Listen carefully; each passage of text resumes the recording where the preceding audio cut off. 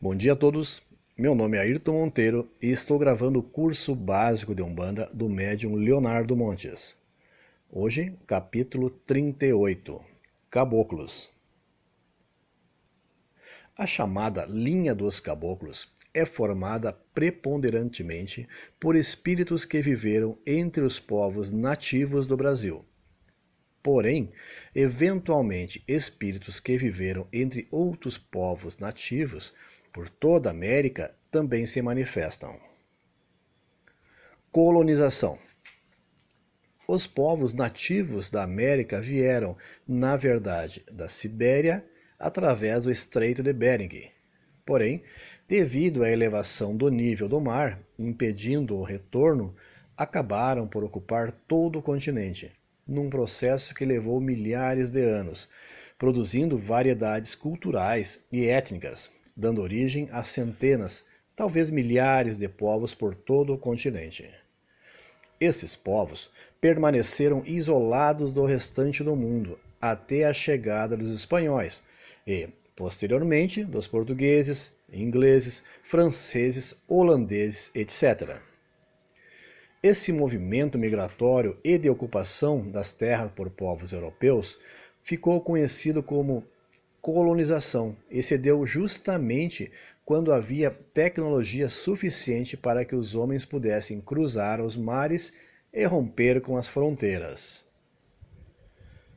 Contudo, assim como ocorreu com a escravidão, os povos que invadiram as novas terras, ao invés de trazerem a bandeira da fraternidade e da comunhão humana, trouxeram a guerra e a destruição.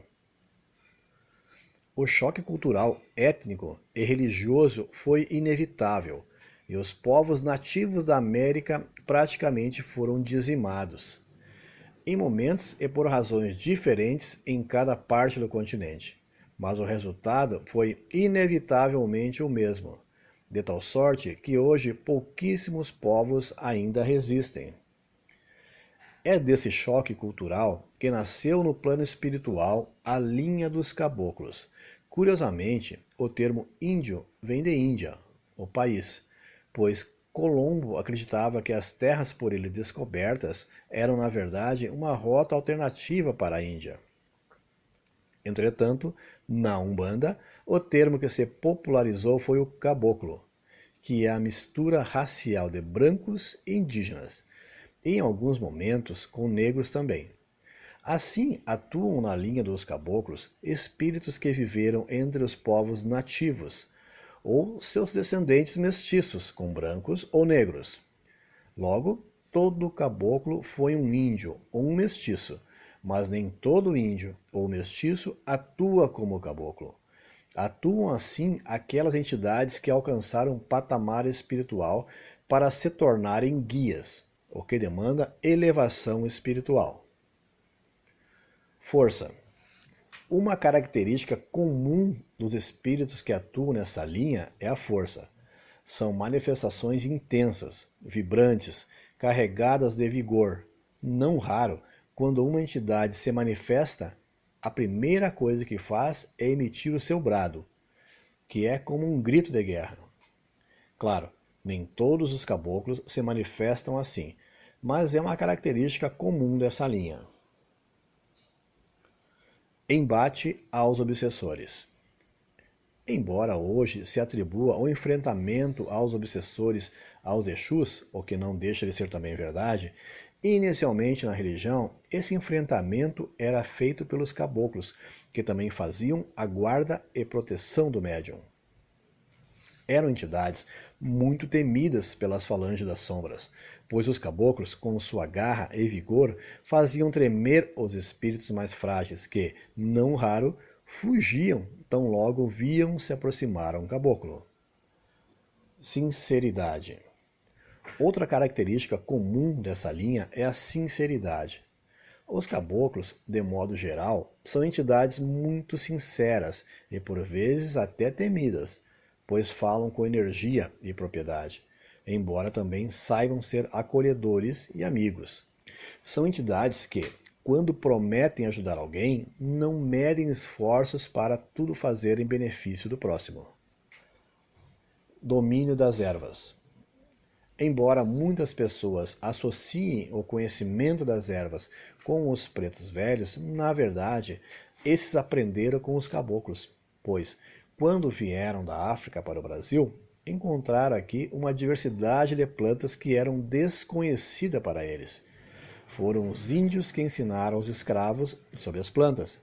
Assim, não raro, os caboclos conhecem e denominam o uso das ervas como ninguém, tanto no que se refere ao seu aspecto energético quanto fitoterápico. Adereços.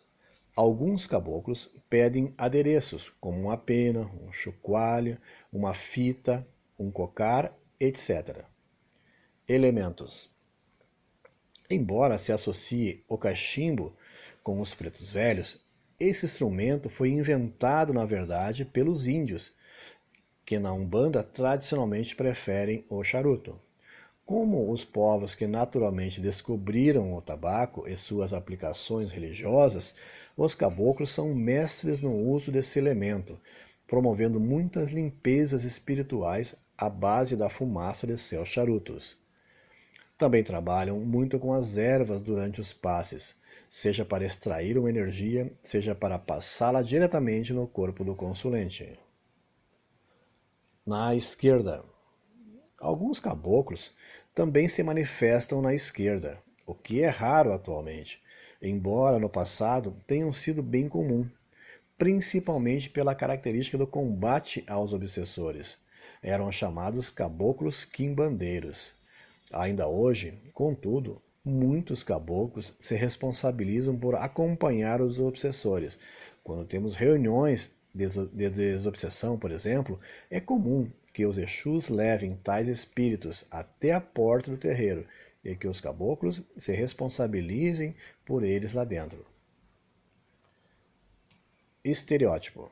Os caboclos quase sempre se manifestam de forma ereta e vigorosa, bradam muito alto, batendo o braço direito no peito do médium.